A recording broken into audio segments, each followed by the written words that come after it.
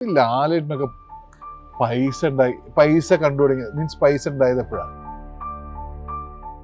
പ്രണവം എന്ന് പറയുന്ന ഒരു ബാനർ പൂട്ടിപ്പോവാൻ കാരണം സൗഹൃദം വേറെ എന്ന് വെച്ചിട്ട് ഞാൻ സുരേഷായിട്ട് മത്സരിക്കും, സുരേഷിനോട് എന്ന് പറഞ്ഞാൽ ഞാൻ ചെയ്യില്ല.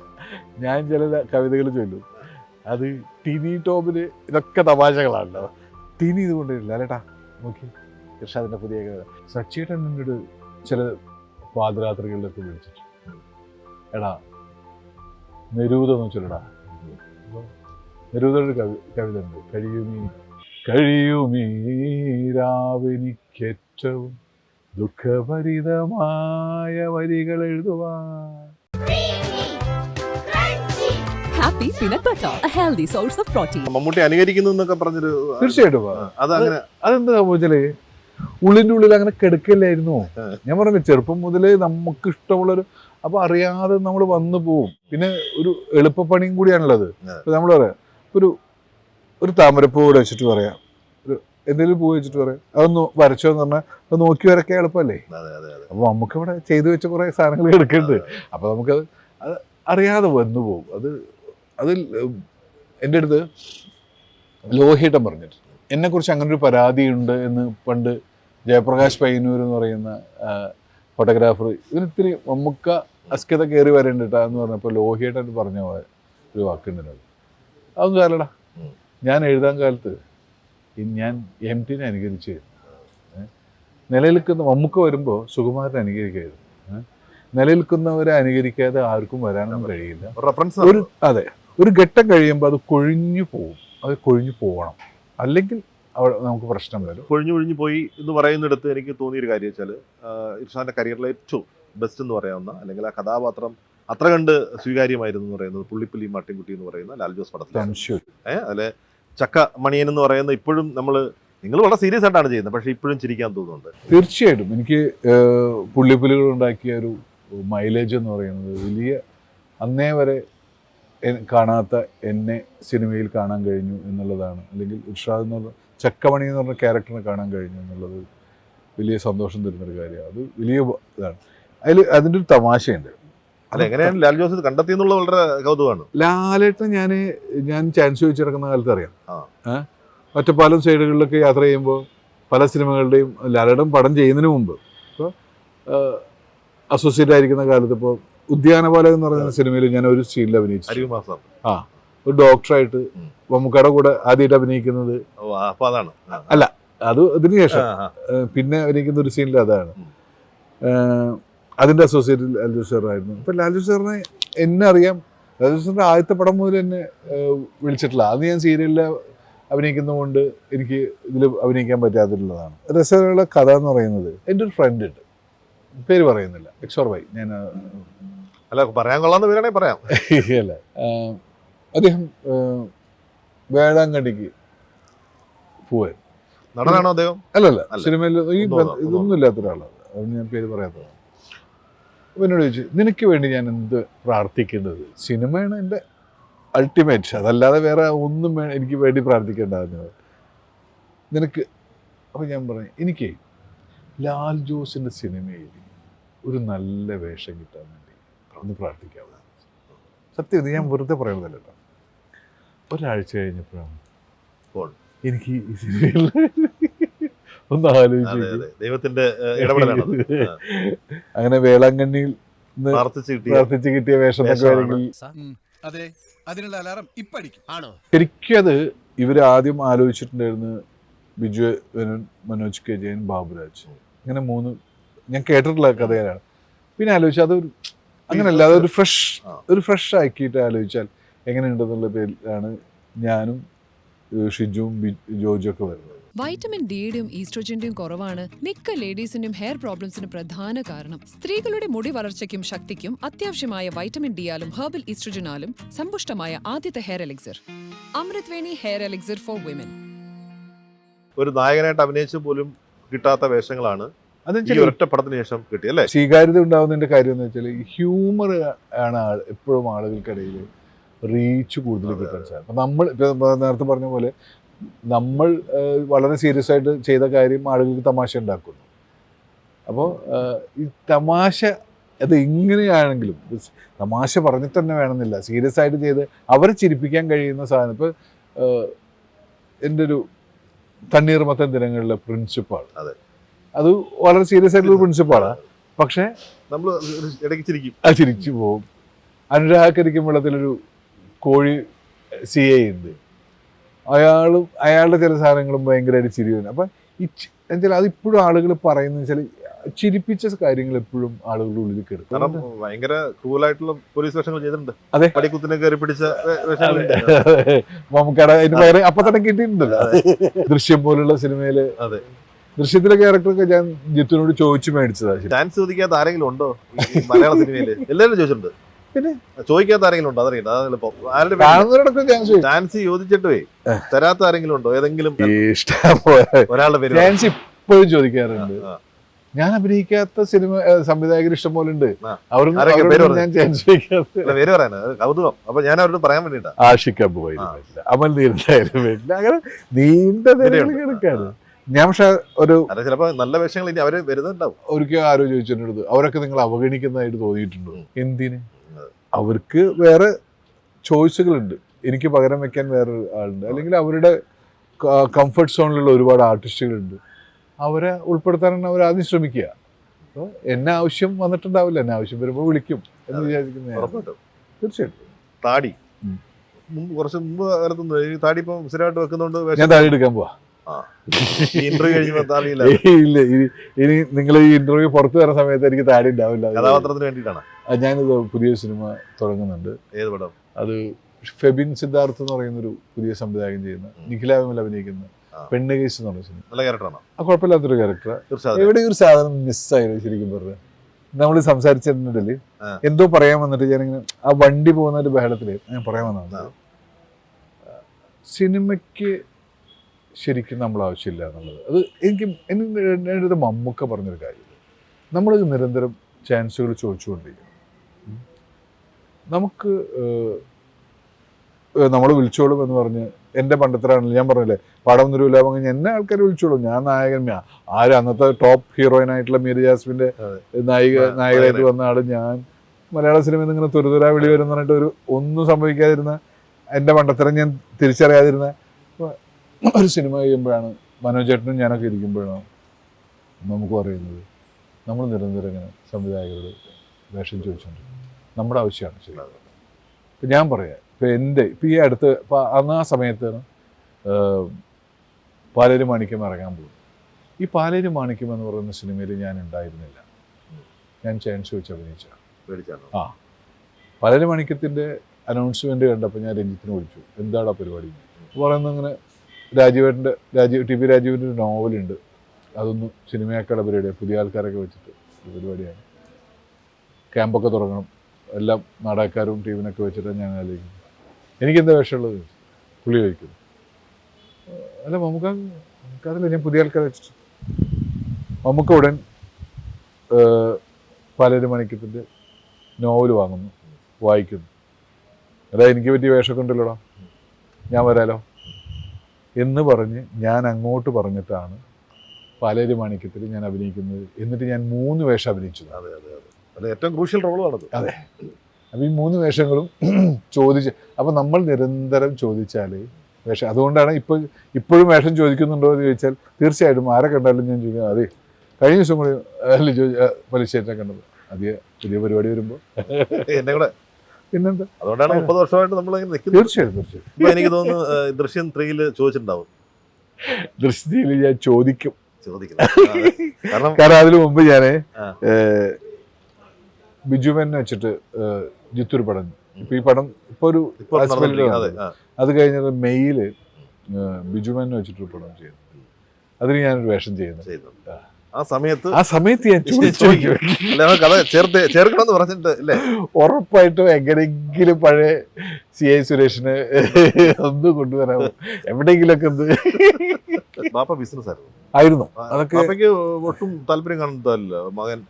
അതൊന്നും ഞാൻ പറഞ്ഞില്ലേ, ഞാൻ 9ാം ക്ലാസ് 8ാം ക്ലാസ് കഴിഞ്ഞുകൊണ്ട് ഇപ്പോൾ മരിച്ചിട്ടുണ്ട്.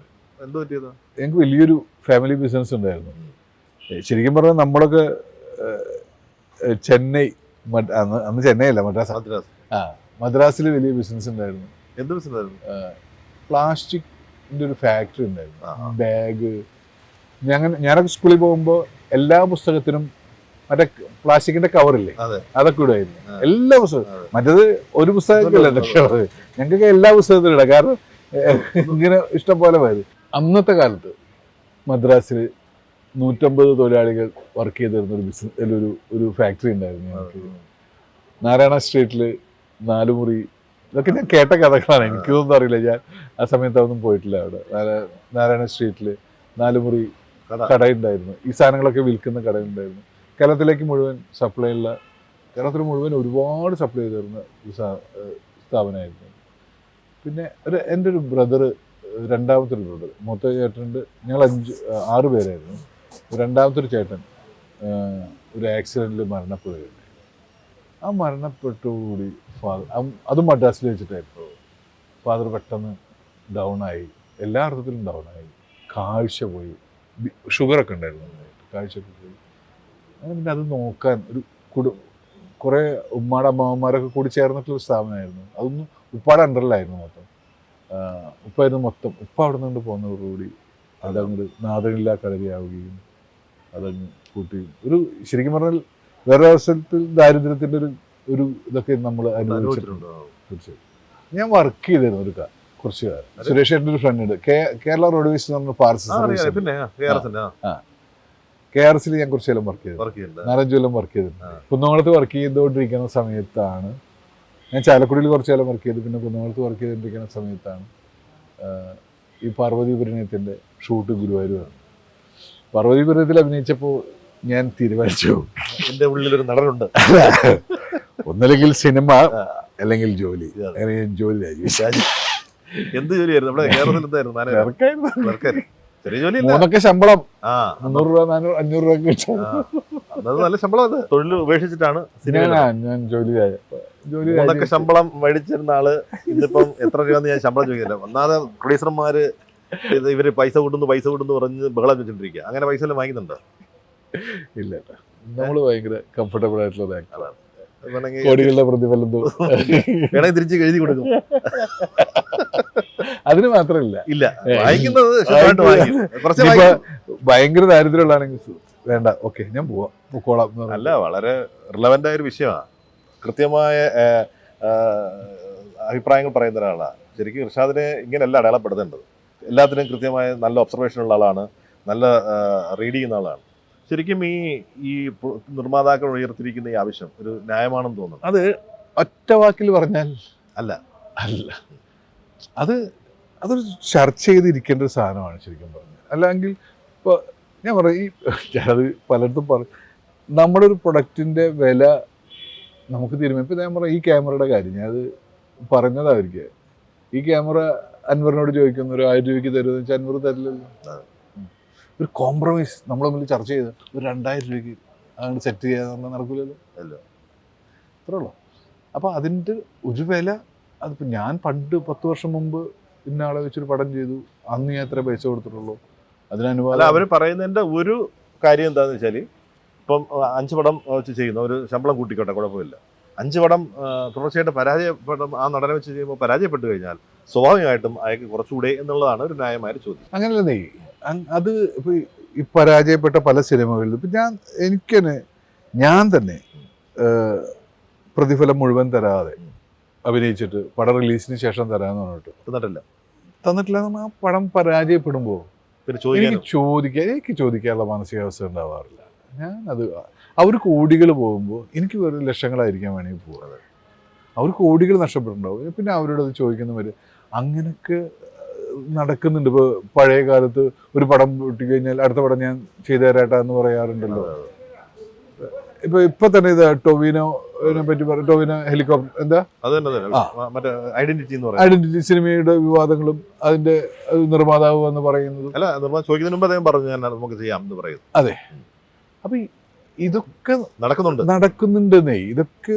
ഇതൊന്നും ഇങ്ങനെ ഒരു സംഘടനാ തലത്തിൽ ഇങ്ങനെ എഴുതി തയ്യാറാക്കിയ ഇതിലൂടെ നടത്തേണ്ട ഒരു കാര്യമല്ല. അപ്പം ഞാനും നിങ്ങളും തമ്മിൽ ഇന്ന് നമ്മൾ ഇവിടെ ഇന്റർവ്യൂ വെക്കാമെന്ന് പറയുന്നത്, ഞാൻ ഇറ്റ്ഫോക്കിലുണ്ട്, അന്ന് ഞാൻ തൃശ്ശൂർ വരുന്നത്, നമുക്ക് ഒരുമിച്ചാണ്. ഇതങ്ങനെ സംഭവിക്കുന്നതല്ലേ. അല്ല, ഞാൻ ഒരു പണി ചെയ്യാം, ഞാൻ തൃശ്ശൂർ അല്ല എറണാകുളം വരുമ്പോൾ നമുക്ക് ചെയ്താൽ മതി, നിങ്ങളവിടെ അങ്ങനെയൊക്കെ വാശി പിടിക്കേണ്ട കാര്യം. ഇതൊക്കെ സംസാരിച്ച് എല്ലാ കാര്യങ്ങളും അങ്ങനെയാണ്. അതല്ലാതെ വെറുതെ നമ്മളിങ്ങനെ തീരുമാനിക്കും നിങ്ങളത് ചെയ്തിരിക്കണം എന്ന് പറയുന്നില്ലല്ലോ. എത്രയോ ലാലേട്ടനൊക്കെ പൈസ കണ്ടു തുടങ്ങി, മീൻസ് പൈസ ഉണ്ടായത് എപ്പോഴാണ്? ഒരു പ്രണവ് എന്ന് പറയുന്ന ഒരു ബാനർ പൂട്ടിപ്പോവാൻ കാരണം കോടികളാണ് നഷ്ടം. അന്നത്തെ കാലത്ത് 3 കോടിയൊക്കെ ആണ് നഷ്ടമായിട്ട് വന്നിരുന്നത്. അന്നത്തെ കാലത്ത് ആലോചിക്കണം. അതേ പറഞ്ഞത്. അപ്പൊ അന്നും പൈസ മേടിക്കാതെ ഒരുപാട് സിനിമയിൽ അഭിനയിച്ചിട്ടുണ്ട്. പൈസ എപ്പോഴാണ് മേടിക്കുന്നത്? നേരത്തെ പറഞ്ഞു ബ്ലോക്ക് തലത്തിൽ വരെ മത്സരിച്ചിട്ടുണ്ട്, പാർട്ടിയുടെ തലത്തിൽ നിന്നുകൊണ്ട്. ഇപ്പോഴാണെങ്കിൽ ഇലക്ഷൻ വരാൻ പോവുകയാണ്. തൃശ്ശൂർ മണ്ഡലത്തിൽ ഒരു സീറ്റ് തന്ന മത്സരിക്കുക. വെറുതെ പറയരുത്. എന്റെ അൾട്ടിമേറ്റ് ലക്ഷ്യം എന്ന് പറയുന്നത് പൊളിറ്റിക്സ് ആണ്, അല്ല സിനിമയാണ്. ഒരിക്കലും പൊളിറ്റിക്സ് അല്ല, സിനിമയാണ്. പക്ഷെ പൊളിറ്റിക്സ് നന്നായിട്ട് അറിയുന്ന ആളല്ലേ? അത് ഞാൻ ഫോളോ ചെയ്യുന്ന, പൊളിറ്റിക്സിൽ ഫോളോ ചെയ്യുന്ന ഒരാളാണ്. ഒരു ഇടതുപക്ഷ ചിന്താഗതിക്കാരനാണ്. ചിന്താഗതിയല്ല, ഇടതുപക്ഷത്തിന്റെ കൂടെ ഞാൻ പാർട്ടി മെമ്പറും കൂടിയാണ്, CPM-ന്റെ പാർട്ടി മെമ്പറും കൂടിയാണ്. അതുകൊണ്ടാണ് ഞാൻ ചോദിച്ചത്, ഇത്തവണ തൃശ്ശൂരിലൊരു സീറ്റ് ഓഫർ ചെയ്താൽ സ്വീകരിക്കുമോ ഇല്ലയോ? പാർട്ടി മെമ്പർ ആയത് സ്ഥിതിക്ക് പാർട്ടി അങ്ങനെ ആവശ്യപ്പെട്ടാൽ പറ്റില്ല എന്ന് പറഞ്ഞ് മാറിക്കേണ്ട കാര്യമില്ല. അതെ, മാറിക്കാൻ പറ്റില്ല. പക്ഷേ ഞാൻ പറയും എൻ്റെ അൾട്ടിമേറ്റ് സിനിമയാണ് എന്ന് ഞാൻ പറയും. ഇത് പാർട്ടി അങ്ങനെയല്ല, നിങ്ങൾ മത്സരിക്കണമെന്ന് എന്നോട് ഉത്തരം പറയാൻ പറ്റാത്തൊരു ചോദ്യം ഞാൻ ചോദിക്കട്ടെ. എനിക്ക് അറിഞ്ഞുകൂടാ, സുരേഷ് ചേട്ടനാണ് ഔട്ട് ചെയ്തത്? സുരേഷ് ഗോപിക്ക് അല്ല, അവിടെ അല്ലായിരുന്നു പാർലമെന്റ് മണ്ഡലം? അതെ, ഞാൻ സുരേഷ് ചേട്ടനല്ല ഔട്ട് ചെയ്തത്. ഞാൻ ഉത്തരം പറയാതിരിക്കേണ്ട കാര്യം അല്ല, സുരേഷ് നല്ല സുഹൃത്തായതുകൊണ്ട്.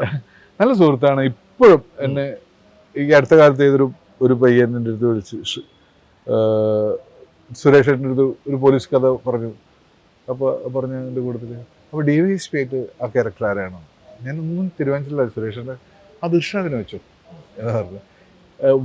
ഇപ്പോൾ വരാഹം എന്ന് പറയുന്ന സിനിമയുടെ പുള്ളി പറഞ്ഞിട്ട് തന്നെ വിളിച്ചു. പക്ഷെ അത് ഭയങ്കര കുഴപ്പമുണ്ടായി.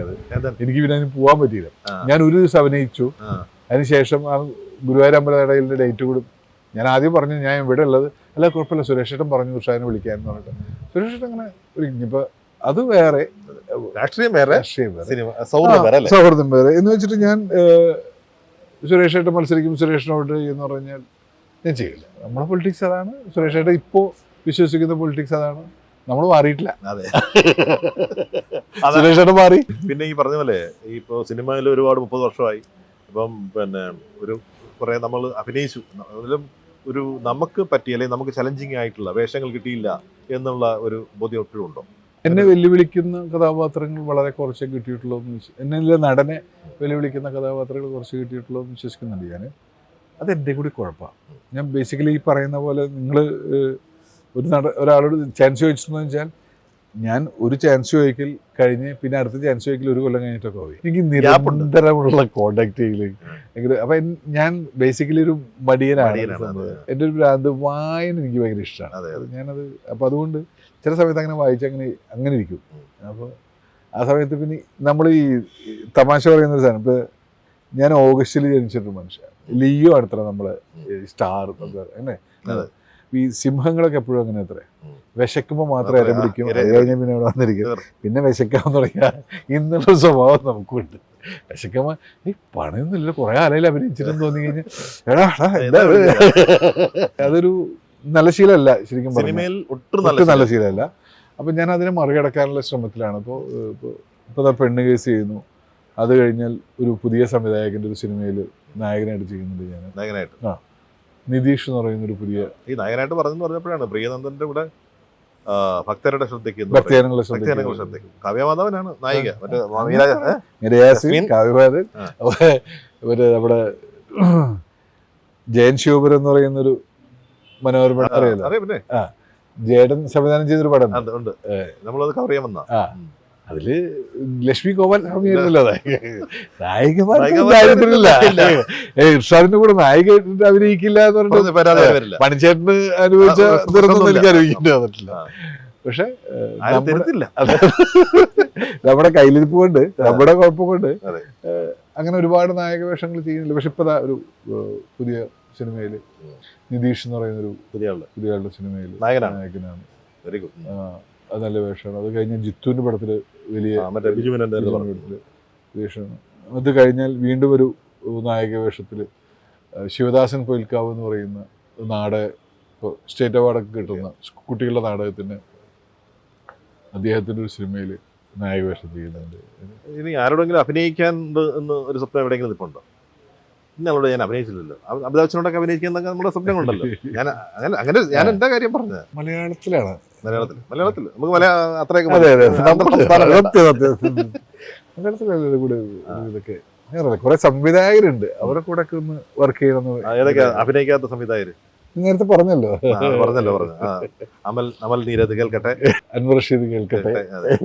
അൻവറിലൊക്കെ ഞാൻ ഇപ്പോഴും വിളിച്ച് ചാൻസ് ചോദിക്കാറുള്ള ഒരാളാണ്. ഇനി ഇവര് ചാൻസ് തരുന്നില്ല എന്നുള്ളത് അവിടെ വെക്കട്ടെ. നമുക്കൊരു നല്ല കഥാപാത്രം ഉണ്ടെങ്കിൽ നമുക്കൊരു സിനിമ സംവിധാനം ചെയ്താലോ? ഇല്ല, എനിക്ക് അങ്ങനെ ഒരു ഇന്നേ വരെ സിനിമ സംവിധാനം ചെയ്യണം തോന്നിയിട്ടില്ല. ആരാ നിൽക്കുന്ന പി ജി ആന്റണിയൊക്കെ എന്തെങ്കിലും ഒരു സിനിമയ്ക്ക് തിരക്കഥ എഴുതണം എന്നൊക്കെ, ലഞ്ച് ബോക്സ് പോലത്തെ ഒരു സിനിമ എഴുതണം എന്നൊക്കെ ഭയങ്കര ആഗ്രഹം. പക്ഷെ ഞാൻ ഒന്ന് രണ്ട് ശ്രമം നടത്തിയിട്ട് എനിക്ക് എന്നെ തന്നെ തൃപ്തിപ്പെടുത്താൻ പറ്റാത്തതുകൊണ്ട് ചുരുട്ടിക്കൂട്ടി കറങ്ങാൻ ഒരുപാട് കടലാസുകളുണ്ട് എൻ്റെ കയ്യിൽ.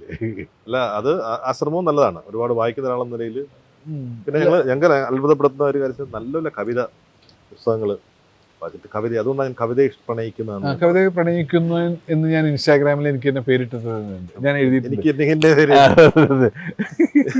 കാരണം എനിക്ക് കവിത ഭയങ്കര ഇഷ്ടമാണ്. കവിതകൾ അടുത്തിടെ കേട്ട ഒരു കവിത ഞങ്ങൾക്ക് വേണ്ടി പാടും. വീരാൻകുട്ടി മാഷ് ഒരു ഭയങ്കര രസമുള്ള കവിത ഈ അടുത്ത കാലത്ത്. മഴയത്ത് ഒരു ഇല ചൂടി നടന്നു പോകുന്നു രണ്ടുപേർ.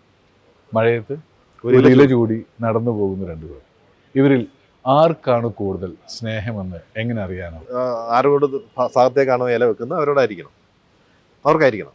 അതായത് കൂടുതൽ നനഞ്ഞവനാണ് കൂടുതൽ. അപ്പൊ അതാണ് എന്റെ കറക്റ്റാ. മറ്റേ മഴയത്ത് ഇല ചൂടി നടന്നു പോകുന്ന രണ്ടുപേർ, ഇവർ ആർക്കാണ് കൂടുതൽ സ്നേഹമെന്ന് എങ്ങനെ അറിയാനോ? കൂടുതൽ നനഞ്ഞത് ആരാണെന്ന് നോക്കിയാൽ മതി. മറ്റാളെങ്ങനെ നനയിക്കാതെ കൊണ്ടുപോകും. അപ്പൊ ഇവന്റെ സ്നേഹമാണ്. ഇതിപ്പോ ഞങ്ങൾക്ക് വേണ്ടി പറഞ്ഞ ഇർഷാദിന്റെ ഘനഗാംഭീര്യമാറുന്ന ആ ഒരു രീതിയിൽ തന്നെ നല്ല പൊയറ്റിക്കായിട്ട് തന്നെ ഞാൻ അവതരിപ്പിക്കുന്നത് ഇങ്ങനെയാണ്. മഴയത്ത് ഒരു ഇല ചൂടി നടന്നു പോകുന്നു രണ്ടുപേർ, ഇവരിൽ ആർക്കാണ് കൂടുതൽ സ്നേഹമെന്ന് എങ്ങനെ അറിയാനാവും? കൂടുതൽ നനഞ്ഞത് ആരാണെന്ന് നോക്കിയാൽ മതി. രണ്ടുപേർ ഇഷ്ടത്തോടെ ഒരു അപ്പം പങ്കിട്ട് കഴിക്കുന്നു, ഇവരിൽ ആർക്കാണ് കൂടുതൽ പ്രേമമെന്ന് എങ്ങനെ അറിയാനാവും?